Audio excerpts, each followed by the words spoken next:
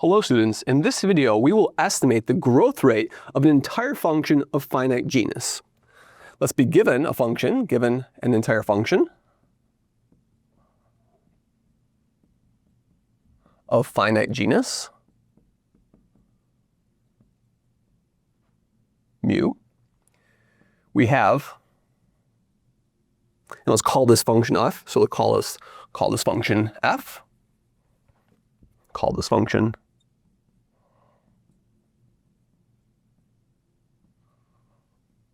f. Okay, so that's a function of finite genus. Then, for modulus of z sufficiently large,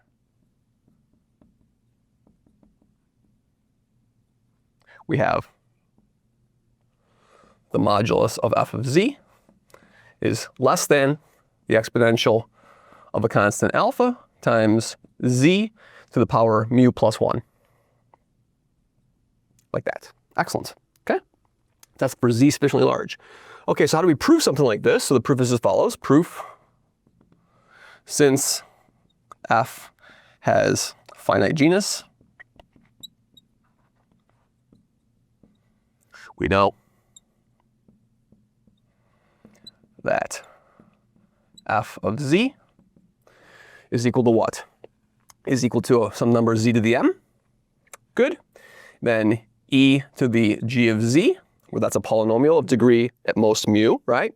Times the product, n goes from 1 to infinity, of e mu, and then z over a n, right? Good. Now we know that we have a finite genus over here, right? So by finite genus,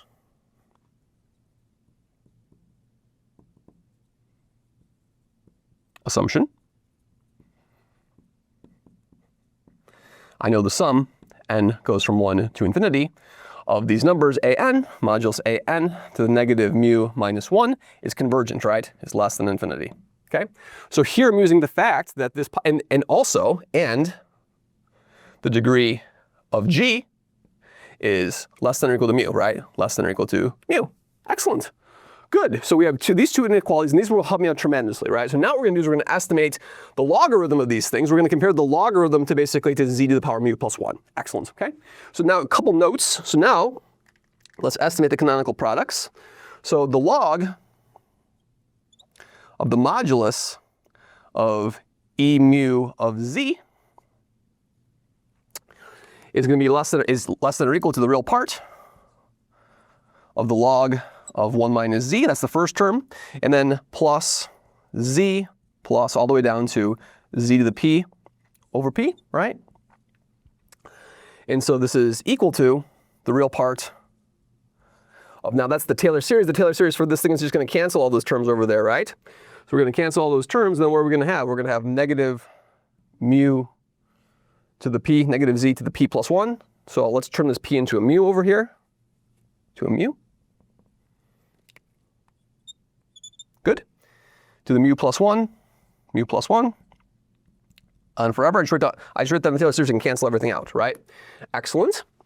And then what? And then of course, so now assume that modulus of z is less than a half. If modulus of z is less than a half, I'm going to pull out from each of these terms over here, pull out from each of these terms. The next one's going to be z to the mu plus 2 over mu plus 2. This will be less than or equal to what? Well, I can pull out a z to the mu plus 1. Then everything else in here, I'll have just a 1 over mu plus 1 that's less than 1, right? Less than 1 modulus.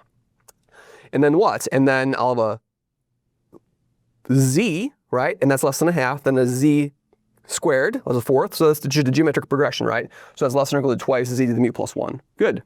So this is the estimate we get on the log of e mu z when z is less than a half, right?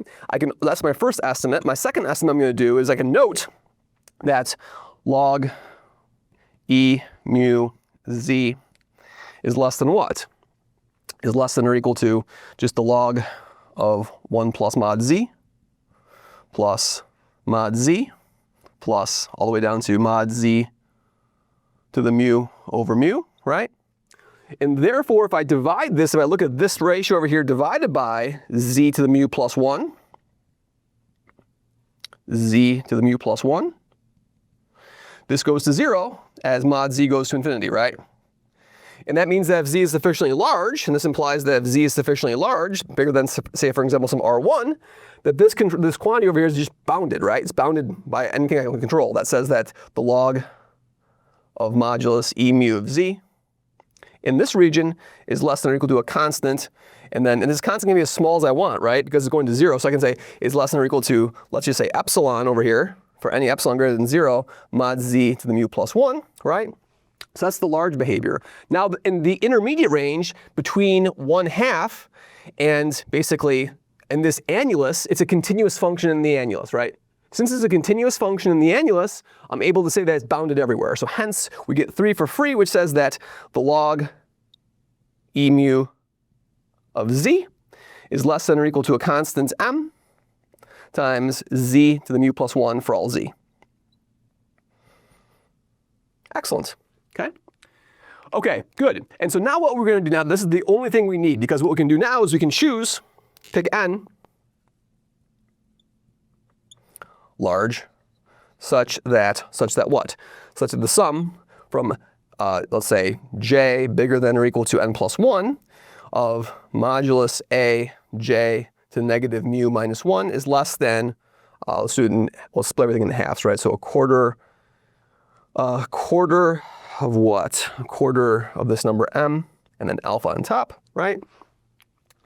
Then what can we do for these values of m? Then we know that I can estimate the sum of the logarithms, right? So the sum, j bigger than or equal to n plus 1 log e mu z minus then a j will be less than or equal to what? Will be less than or equal to, let's see, these terms over here are going to give me a what? These terms will give me the m will cancel out, right? Because I'm going to use this thing over here. I'll get a z to the mu plus 1, and then over here I'll get a alpha over 4. So this would be less than or equal to alpha over 4, because the m's going to cancel out by this estimate, and then I'll have a what? Then I'll have a z to the mu plus 1. Okay? Now, if r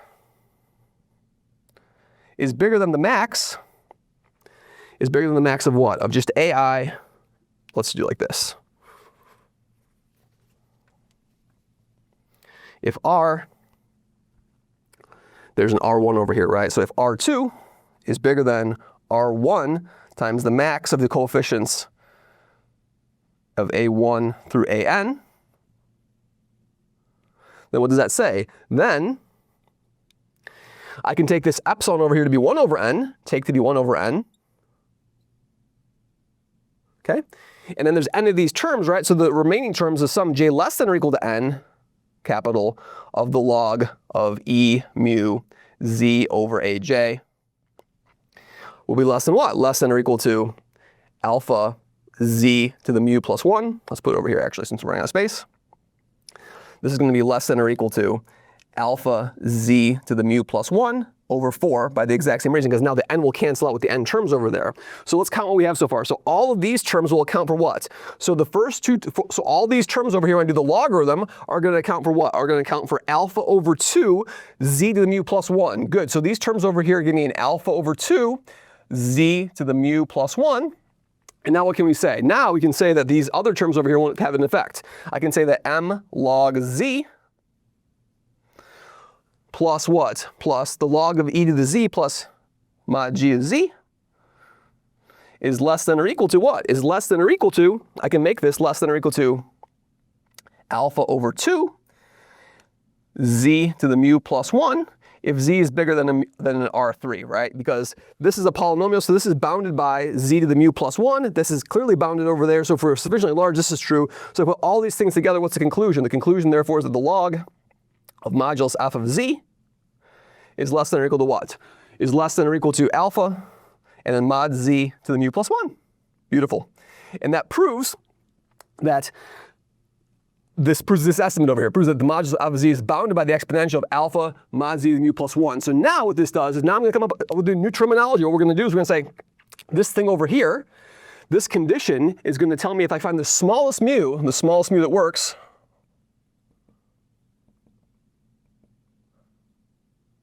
is called the order. It's called the order of the of the entire function. So a function, an entire function has order mu if this inequality is true, and that's the smallest value mu for which this works. This is great because what this does now is this gives me a way to count the number of roots. It gives me a specific estimate on how fast the roots are growing. Once I have that, I'll be able to sort of standardize this mu in this Weierstrass product, and that's the basis of the Hadamard Factorization Theorem, which will give us information about how entire functions attain certain complex values, which is the starting point to Picard's theorem, which will prove in further videos. Thank you very much.